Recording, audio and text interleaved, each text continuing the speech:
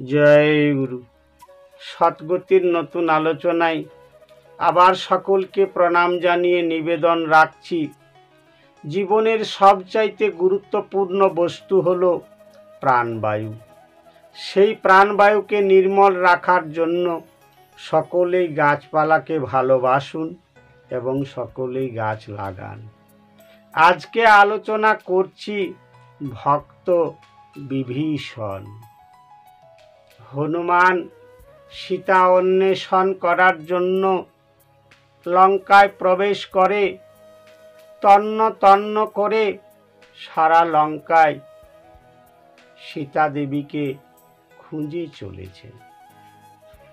রাতের অন্ধকার পরিষ্কার না হতেই হনুমান এমন এক জায়গায় গিয়ে উপস্থিত হলেন।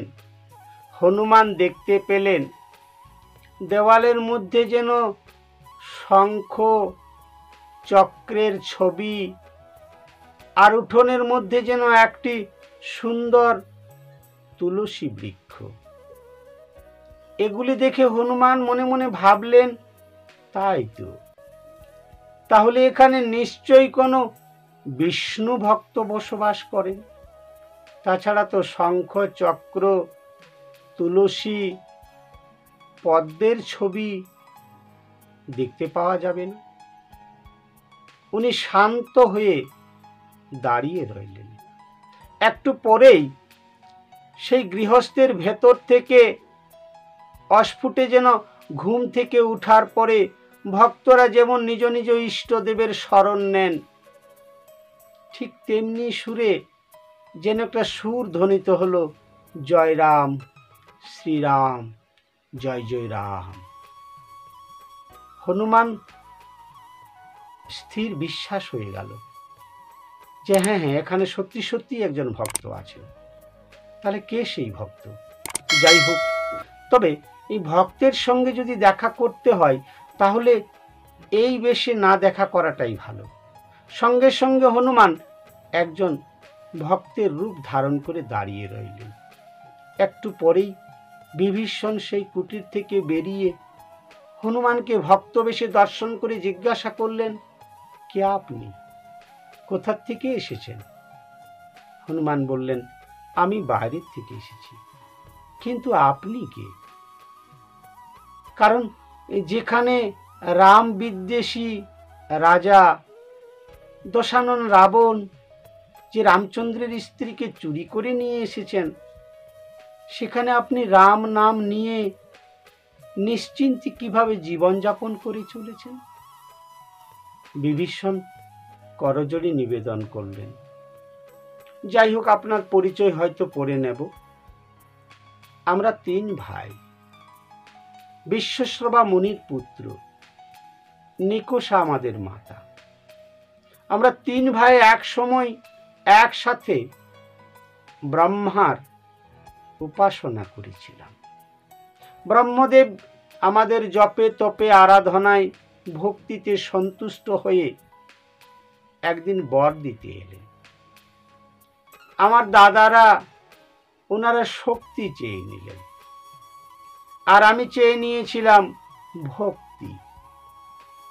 আমার নাম বিভীষণ, আর আমি ওনার চরণে এই আশা এই আকাঙ্ক্ষা পোষণ করেছিলাম যে প্রভু আমাকে এই আশীর্বাদ করে যান যেন আমি সেই পরম দয়ালকে একদিন দর্শন পাই। তিনি তথাস্তু বলে আমাকে আশীর্বাদ করে চলে গিয়েছিলেন। আর আমি সেই দিন থেকে রামচন্দ্রের নাম নিতে শুরু করেছিলাম। উনি বলেছিলেন যে ত্রেতা যুগে রামচন্দ্র ওনার সীতা অন্বেষণ করতে করতে উদ্ধার করার জন্য এই লঙ্কায় উপস্থিত হবেন এবং তুমি তার দর্শন পাবে। এই রাম নামে আমার সেই দিনই দীক্ষা, আর সেই দিন থেকে আমি রাম নামকে আশ্রয় করি। প্রেম এবং ভক্তির সহিত আমি সেই নাম স্মরণ করে কীর্তন করে বড় সুখে আছি, বড় শান্তিতে আছি, বড় আনন্দে আছি। হনুমান বড় অবাক হয়ে গেলেন, একটা প্রণাম নিবেদন করলেন। হে ভক্ত সমাজ, হে মানবকুল, হে আমার ভক্তিমতী মায়েরা, এই ভক্ত বিভীষণ আলোচনায় কি শিক্ষা নেবেন? দেখুন, ভক্তের বিশ্বাসটা কত দৃঢ়, কত গাঢ় হতে হবে। সন্দেহ, অবিশ্বাস এই সমস্ত বস্তু নিয়ে কখনোই সাধনা করা যায় না, কখনোই ভক্ত সাজা যায় না। বিভীষণকে ব্রহ্মদেব বলে দিয়েছেন যে প্রভু রামচন্দ্র আসবেন এবং তোমার সঙ্গে দেখা হবে, তুমি দর্শন পাবে। এটাকে দৃঢ় বিশ্বাস করে উনি মনে প্রাণে রাম নাম জপ করে চলেছে। এই বিভীষণের মতো প্রত্যেকটা ভক্তেরই যদি বিশ্বাস থাকে, তাহলে বিশ্বাস থেকে প্রেম ভক্তি জ্ঞানের জন্ম হয়। আর এই প্রেম ভক্তি জ্ঞান ছাড়া কখনোই ভক্ত সাজা যায় না। আর ভক্ত সাজলেও পরিপূর্ণরূপে ভক্ত হওয়া যাবে না। আর এই ভক্তি এবং বিশ্বাস যদি গাঢ় থেকে গাঢ়তর না হয়, তাহলে তোমার ভক্ত মার্গে স্থানই হবে না। যদি সত্যিকারের ভক্ত সাজতে হয়, তাহলে বিভীষণের মতো বিশ্বাস নিয়ে সকলেই ঠাকুরের নাম জপ করুন, সাধন ভজন করুন, আরাধনা করুন। তাহলেই একদিন না একদিন বিভীষণ যেমন ভাবে ভগবানকে লাভ করেছিলেন, ভক্তেরা সকলেই লাভ করার সুযোগ পাবেন। আজকে এই পর্যন্ত রইল। আগামী আলোচনায় আবার দেখা হবে।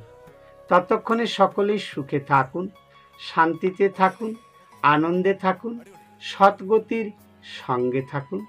নমস্কার।